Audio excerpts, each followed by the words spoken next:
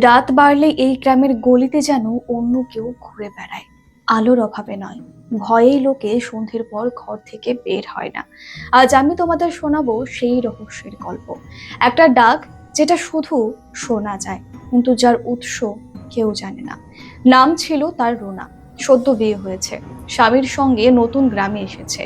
ছিমছাম একটা বাড়ি, কিন্তু বাড়িটার পেছনে অন্ধকার জঙ্গলে কিছু একটা যেন আছে, যেটা রাতে তাকে ডাকতো। রুনা, এই রুনা। প্রথমে সে ভেবেছিল ভুল শুনছে, কিন্তু প্রতি রাতে সেই আওয়াজ যেন একটু একটু করে কাছে আসছিল।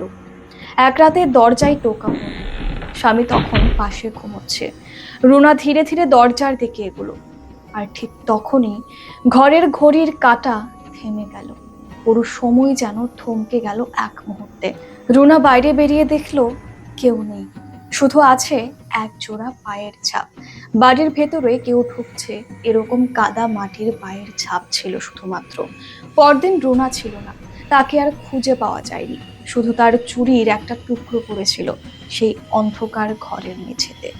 আজও সন্ধে নামলে সেই বাড়ি থেকে শোনা যায় একটা ফিস ফিস ডাক। রুনা, এই রুনা। তুমি কি শুনতে পাচ্ছ?